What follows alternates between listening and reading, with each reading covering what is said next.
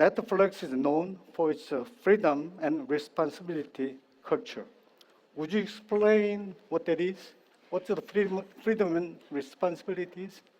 Yes, so at Netflix, we believe that if we focus on hiring very talented individuals who possess expertise, no matter whether it's engineering, marketing, or finance, that if we give them an environment where they can do their best work and run, that we reap the reward. So what we think about with freedom and responsibility is that the deal we make is if we've hired these talented people who are also mature and thoughtful and driven, that we should give them no rules, no process, and we should let them innovate and be creative and run. So, for example, many companies, as they grow, they instill rules and policies and processes to control the growth. What we do is the opposite. We get out of the way. So we don't even have an expense policy. We allow people to spend the company's money as if it were their own.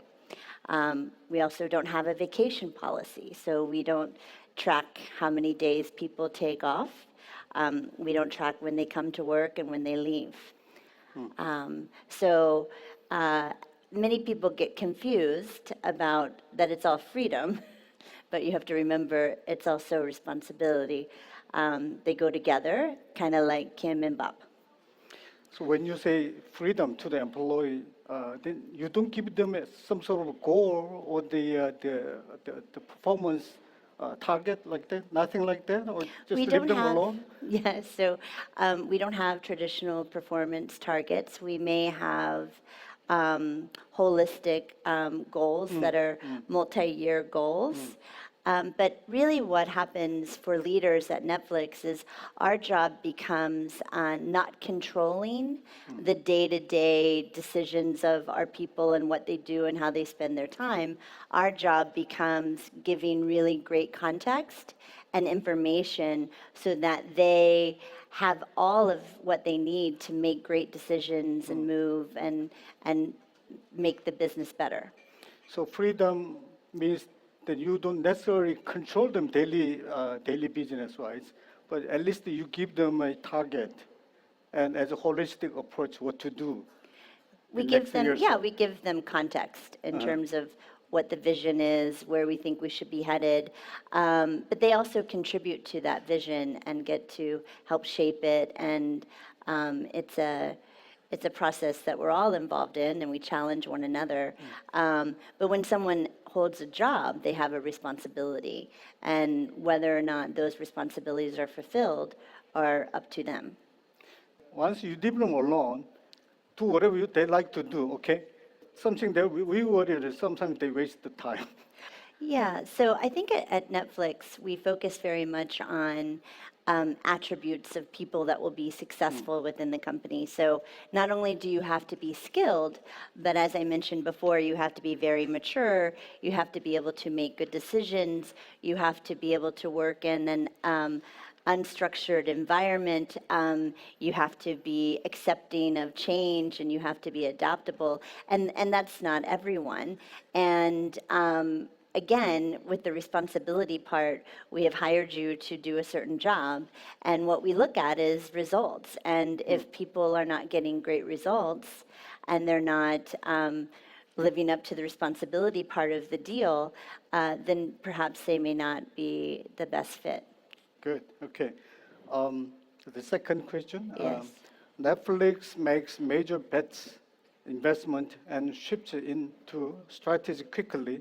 First the DVD by mail, then internet streaming, then introduced the original content and launched it globally. What role did the Netflix culture play in this process? How do you think Netflix culture contributed to its rapid growth? So one of the ways to think about culture is, and the way that we think about it at Netflix, is that it is a strategy. It is what feeds our business. It's how we operate, it's how we communicate, it's how we make decisions. And so I do believe that our culture played a big part in our ability to shift and pivot because we are not bogged down with rules and processes, and employees are free to come to us with ideas that they think are going to change the game. One of the things that we are very rigorous about at Netflix is testing. So we A/B test and experiment with everything so that we can know where to take things. So a lot of times we have great ideas, but then, we test them and they don't work out. And I think what's great about the culture is that it allows for employees to take risk and to try things and to fail. But through that failure, they're not failures that I would consider bad. They're actually learnings. And that's how we push the business to be better and better, is by constantly testing and experimenting and changing. And the culture allows for that. Very great. It sounds great, but supposedly some of your general manager and responsible for the like $1 billion business, he launched something, it failed. Then what do you do? So a lot of the experimentation that we do on the product is things that are iterative to the experience. And so if you think about the Netflix experience, it's bringing content to people to delight them. And so a lot of what we're testing is how to bring more content to you that you will like and you will want to watch. And then the other that we're experimenting with is making content. And so, we will make content that isn't as appealing to some audiences as others, and some will do well and not well. But if someone makes a bad show or makes a bad test, no, we wouldn't necessarily fire them. But if someone did something that was as egregious as you're discussing, it may make sense to have a conversation. Right. What kind of incentive system you have? We don't have an incentive system. No. So we at Netflix believe in paying top of market. So we pay everyone what we deem to be the best of top of market for them as an individual. So we assume that they're going to do great work until they do not. There's lots of research out there that talks about incentives in terms of bonus plans and others that don't necessarily get the business the right outcomes. Because one of the things I fear about bonuses, especially with a business like Netflix, is that it's changing and evolving all the time. And if I'm saying your money is dependent on you doing this one thing, but the business has changed and shifted, and I need you to do something else, you're probably not going to do it because you're going to want to make sure that you can take care of your family and afford colleges and all of those things. So your behavior would be to do this versus what we need you to do. So we've done away with, we've never had them, bonuses or incentive plans. So your incentive plan is not necessarily monetary. Or stuff, incentive but- is that we pay you really well. Yeah, by average you pay well. Yes. So even if one guy's made a big success in particular project, but not necessarily monetary compensation, but you may give them a more motivating project for the next step. Is that true? Sure. I Tell that mean, direction? if you're growing in your career at Netflix, it's likely that you're getting more and more impact and more responsibility.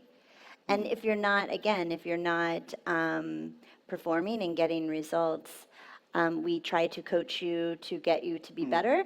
But if it's not working out, we're also very candid about saying goodbye and saying that it's not a good fit. Because what we're trying to do is have a team that we talk about as being the dream team. And so if you think about baseball, for example, you want to have the best players on the team. That's what we think about at Netflix. And so in baseball, players are traded often, right? Because sometimes yeah, you need you need a hitter. Sometimes you need a pitcher. That's right. Right. Yeah. And so we're constantly thinking about who are the right people for the right roles. And sometimes that changes, and we are open and talk about that candidly. Okay. What do you think is special about the Netflix's hiring process? Whom are you hiring to ensure that the employees make the right decision? Also, what kind of actions does the company take so that the employees can continue to make the right decision or the right business? Yeah, so I think again, it's we can't ensure that anyone will always make the right. I wish that would maybe in AI technology later on we can ensure that everyone makes great decisions all the time, but that's not where we are today. So what we try to do is we try to focus on hiring people who, again, are very talented and skilled, but then have attributes that we know will scale in the company. So a lot of companies in their hiring process may just focus on skills. And as the Prime Minister was saying earlier, they focus on GPA and schools, and we tend not to focus on that as much. So of course we talk to them about what they've done and what they know, but we very much pay equal or more attention to how mature they are, how they make decisions, can they deal with ambiguity, can they manage themselves, can they be critical of themselves and self-reflective about where they need to grow as an individual. And so we again, evaluate the two of those, where I think most other companies maybe spend 80% on the skills and grades, and we spend a bit more time on the attributes. We do sort of manufacturing business. In your case, it's business oriented and more creative content creation like that. But in Korea, we are more focused on discipline, teamwork, Yes. or performance of all company or the community-wise like that. Compared to yours, freedom is individual empowerment and responsibility. So it's a quite different culture. And how do you compare them? Well, I think they're similar in many ways. As we were discussing last night at dinner, we talked about discipline, for example. And for me, I think you're either a disciplined person or you're not. Right. It's more of an attribute, or what I would say DNA. I can't make you be more disciplined. I can't, same with maturity. You're either mature or you're not. I can tell you why being mature is important, but that doesn't mean that you will become more mature overnight. And so again, that's where the attributes are really important. And at Netflix, we are very much a team. As I said before, because again, we're all sort of focused on bringing all this content to people and delighting them. So we're all driven towards the same mission and the same outcome, but we all have different responsibilities that make that come to fruition. So if the team isn't operating successfully, then we won't be able to delight our customers and our subscribers. So we talk about things like communication. One of the things that we talk about in our freedom and responsibility culture is, as teams, we need to be highly aligned and loosely coupled. And so that means that teams have their own ability to make decisions and do what they need to do within their function, but they have to be aligned as a whole so that they're not making decisions that impact and hurt the other teams, if that makes sense. It makes sense. I think it really depends on your own natural business. But in the other company, supposedly, we develop a big software, and then they should work together as a teamwork. Yeah. And in that regard, you cannot leave them alone. You cannot be free, because all these schedules and individual parts that they are responsible should be done very concurrently. Sure. So-called concurrent engineering is necessary there. Then how do you leave them alone? Well, I think if In that everyone... regard, discipline is very important. Sure, but if everyone knows the schedule and everyone knows the mission of what we're trying to accomplish, it should be pretty easy to back away and let them do the work. I think as leaders, we think a lot about that we have to have control, and if we don't have control, then we won't get the right outcome. But I think if you shift your view as what your job is as a leader is to coach and give context, Okay. then people will then make good decisions. It's very rare that people make horrible decisions that take down the business. So again, you have to trust in the process. I see, But if okay. you change your role as not the controller and the dictator to you're the coach and the context giver. I have several portfolio companies that need to develop big softwares, something not existing within company, something new, even new to even other countries. But in that sense, what happened is I'm asking them to develop such something very new, very novel things. And then they listen to me and they say, okay, it's vision, and they have to do it, right? And then a couple of months later, those guys come to me and said they want to quit the company.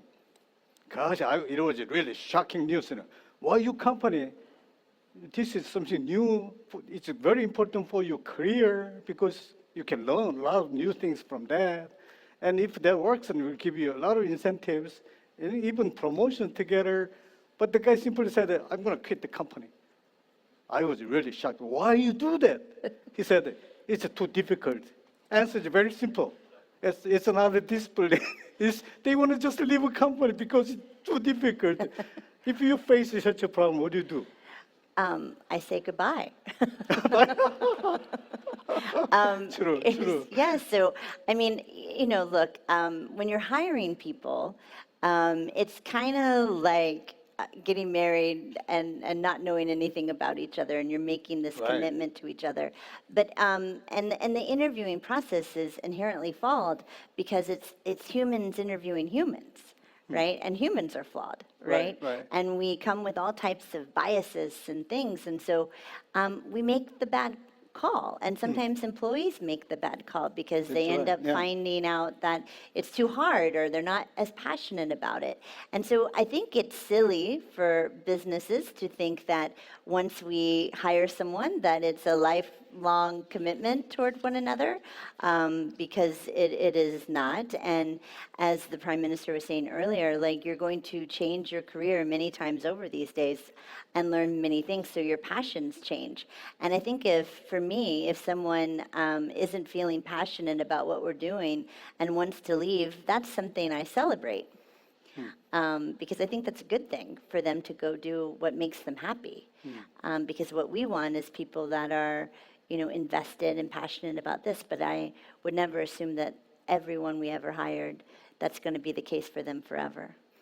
In the hiring process, I'm pretty sure that you have many competitors. We like do. Next neighbors, right? Like Apple, Yes, Google, Google, Amazon, Facebook. all your Yeah. severe the competition there, I think. What's unique about the Netflix to hiring talents from the market? Yeah, so again, this is where we focus on what people are passionate about, because when we're hiring, and let's say someone's interviewing with us, but they're also interviewing with Facebook, if they're more passionate about building the world's largest social network, then Facebook's a better fit for them. If they're more passionate about allowing creators to tell stories around the world and delighting consumers with content, then we're maybe the right place for them. So we're very open and honest in the process about what's in their heart and what they really want to do. And a lot of companies think about that you have to have bells and whistles to attract people and retain people. And I'm not a believer in that, because people don't get up in the morning because you give them free lunch to come to work. They come because they are challenged by the problem. They're surrounded by people that inspire them and that they can learn from. They feel like they can make an impact and have freedom and empowerment to do great work. And generally, they need to be paid well, but they don't always have to be paid the best. And if you have those things, then people generally stay and are happy for a long time. Yeah, I mean, these motivations for work or the incentive system should be different from class to class. Like just the labor people, they may looking for a higher salary. But I strongly believe that like engineers, talented engineers, they are not sticking there because of a slightly higher salary. It's not the case. No. They are looking for recognitions, like Right. new technologies, Right. new equipment company provider. Right? Oh, they like that, and they prefer to stay because of those benefits, not necessarily monetary benefits. That's right. In Netflix, do you treat them a different way, like administration guys No. and engineer guys, and No, we treat Treat them differently? everyone the same. same? Yeah, so we pay everyone top of market for their type of role, and everyone, the culture applies to everyone. So we don't have different culture for our operational teams versus our creative teams versus our engineering teams. Very interesting. Then within your company, after you hire some talents, how do you retrain them? Supposedly some guys out of date because of all these technologies advances so quickly, right?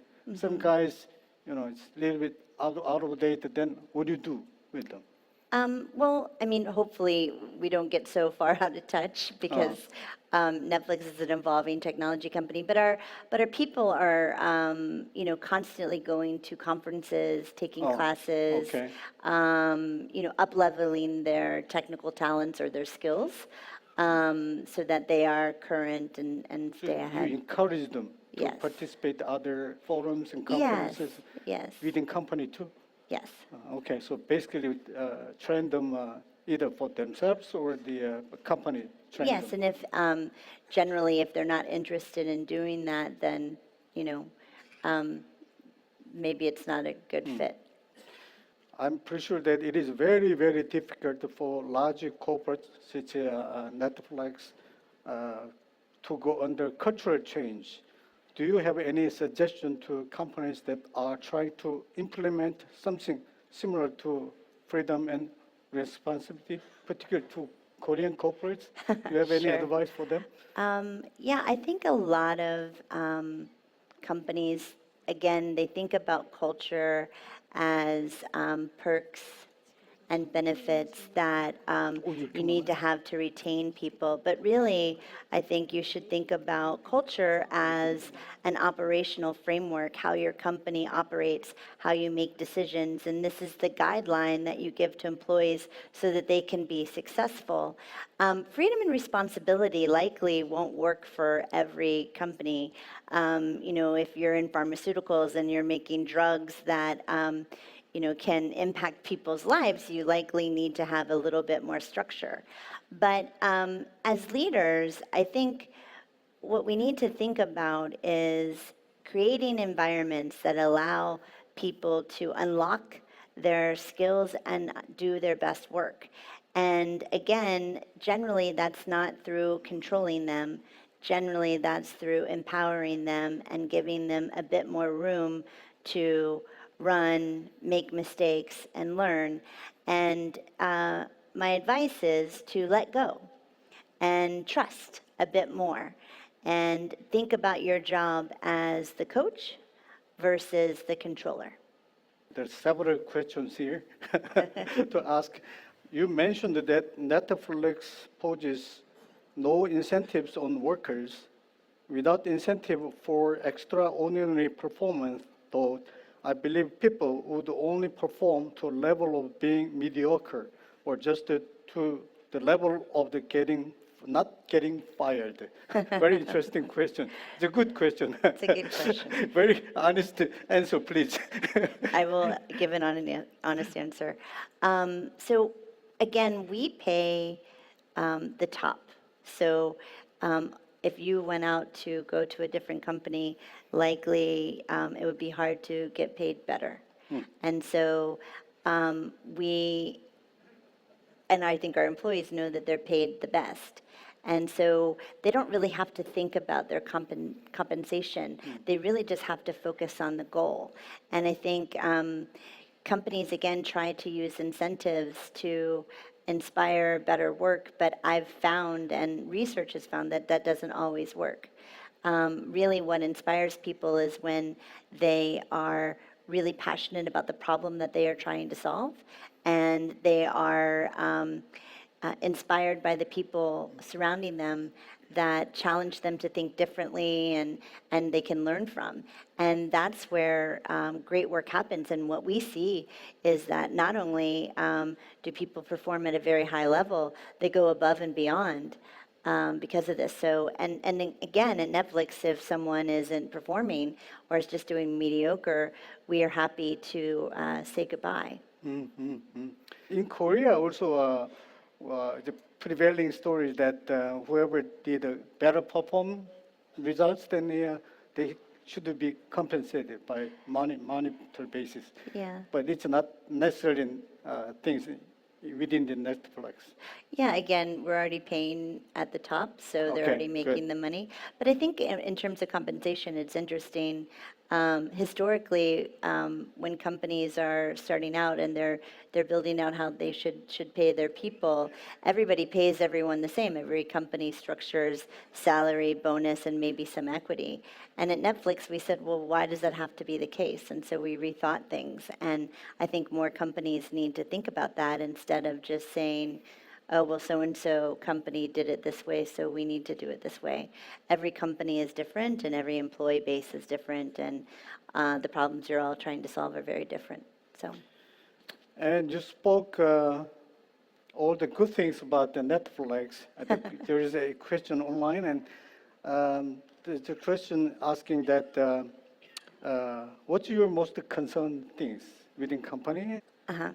So I would say my biggest concern is as we grow around the world and we have employees in many different countries and most of our offices are far away from each other, I worry about our ability to communicate and be effective and make sure that we're building an environment that is understanding and inclusive of different cultures and thoughts and being cognizant of time zones and language barriers. And so one of the things that we're really pushing at Netflix is for everyone to increase their global IQ. And so to travel, to understand different markets, to understand different regions, and to think about how we can communicate more effectively as a team. Now you started having presence in Korea, right? So you are subsidiary, whatever, the branch office in We Korea. have, yes, So we have a how small do you treat office. them? Do you treat them not differently from others? No, we do treat them differently Very good, from many very good. others. Yeah. That's the whole point of getting better at it. But it is hard to, with time zones to communicate and to have great, effective dialogue that makes the business more effective. So we work hard to do that. Maybe perhaps a last question as Sure. a personal question. Oh, When you come back to Netflix after 2 years of absence, yeah. how do you feel about it? I mean, the culture may be different from what you were before. And Yes. how did you adjust it yourself to meet the difference in the culture-wise? So I was with Netflix for around 8 years, and then I left for about 3.5 years, and then I came back. And the company in that 3.5 years had changed a lot. We were much more global, we were making a lot more content, and we were much more larger. But the value system that we had was still the same. Oh. And so that was something that I didn't have to adjust to, but I had to adjust to how it is applied to a much larger organization and company. And so that was exciting for me, but also different and a challenge. 이거로 끝을 하겠습니다. 제가 상당히 좀 까칠한 질문을 좀 하고 있는데도 상당히 회사의 정책이나 이런 걸 잘 말씀을 해주신 제시카 닐한테 큰 박수를 해주시기 바랍니다. Okay, great job. Thank you.